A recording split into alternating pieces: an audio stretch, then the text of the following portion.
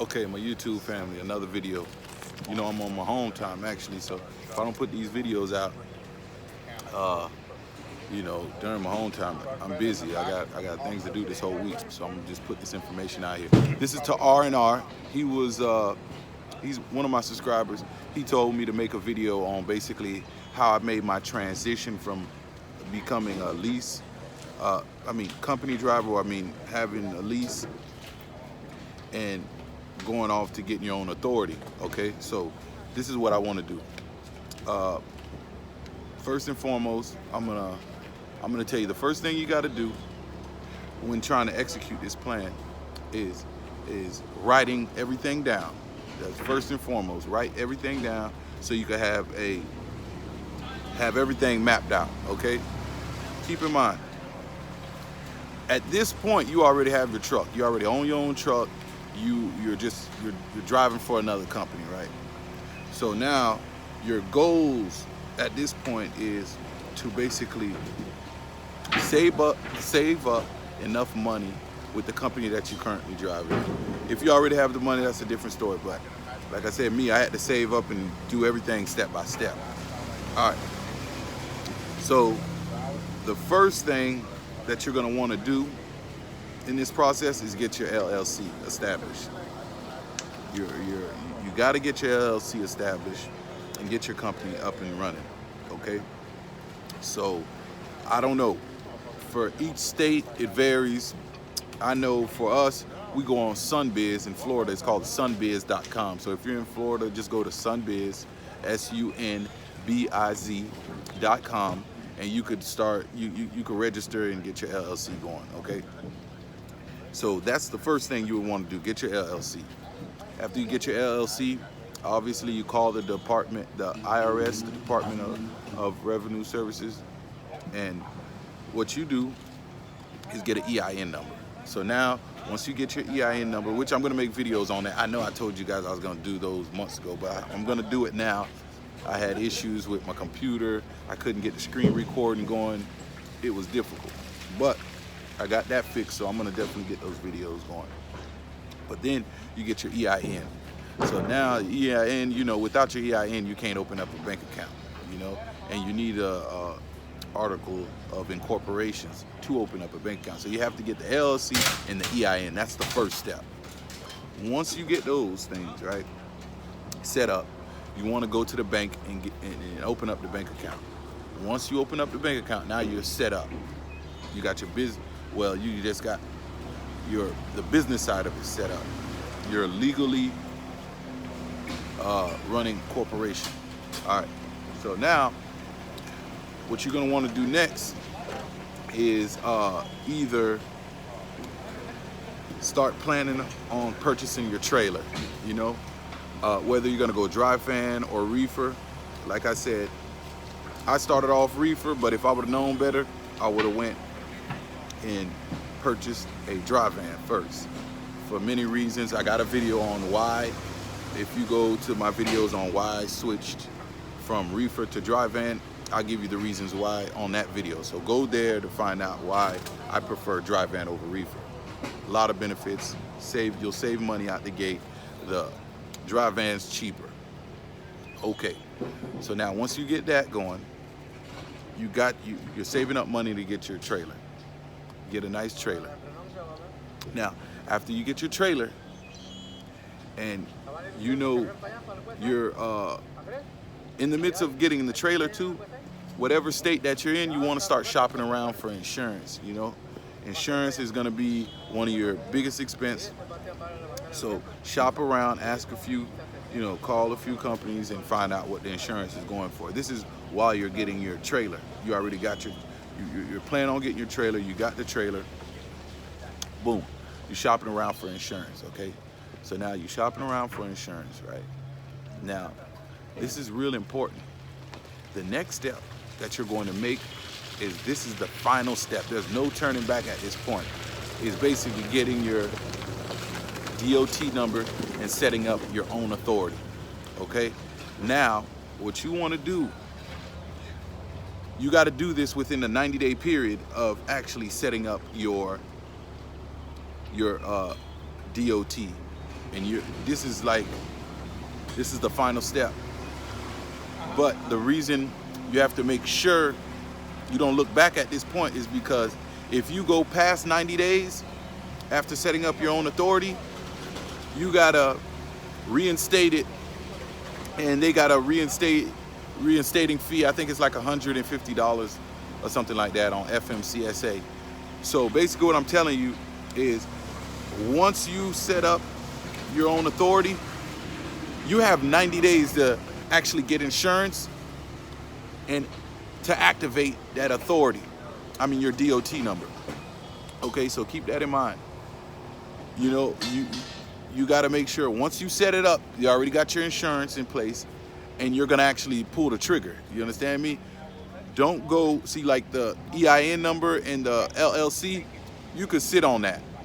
You know, that's why I told you to make that your first step. Okay, but when you're getting your DOT number, and you got to make sure your DOT number with FMCSA, which I'm going to make a video on that to guide you guys through that, which is going to save you tons of money.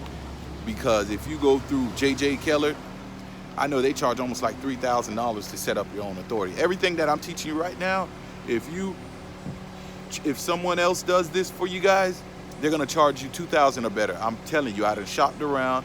I had time on my hands, so I did it all by myself. So I saved almost $2,000, $3,000, mind you. I have to do the most cost-effective way because you know, my situation wasn't all that. I was saving up money as I go. So this way right here, guys, is gonna save you money. You know, if you got the money and you want to pay somebody to handle that and you don't want to deal with the headaches, that's one thing. Okay. So now you go ahead, you get your DOT.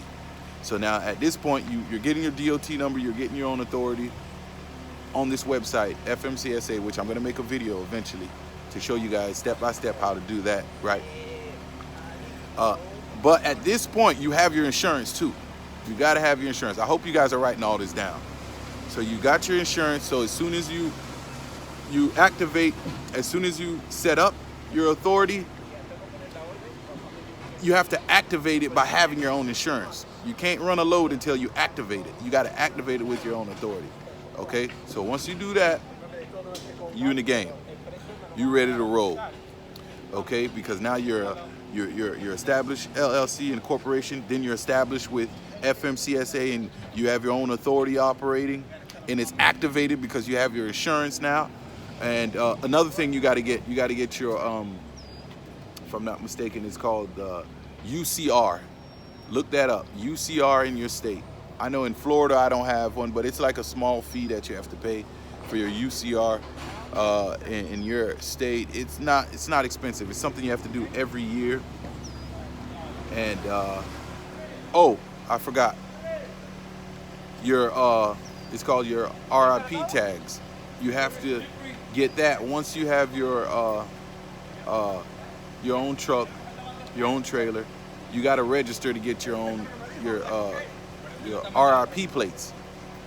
Okay, so you got to go through your tag agency to find out how to get that done. You understand me? So that's another step that I forgot to tell you guys. So right after you get your DOT number and you activate it, you got your RIP tags that you have to get.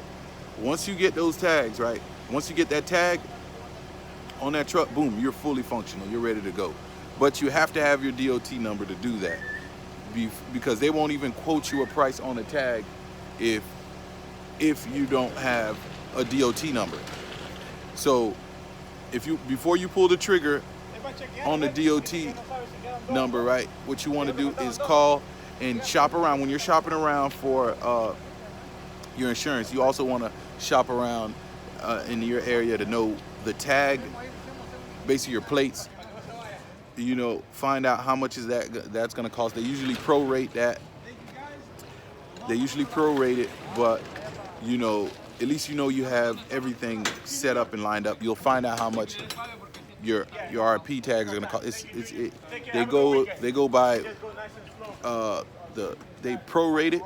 So depending on what time you activate your authority, you'll get the price will vary.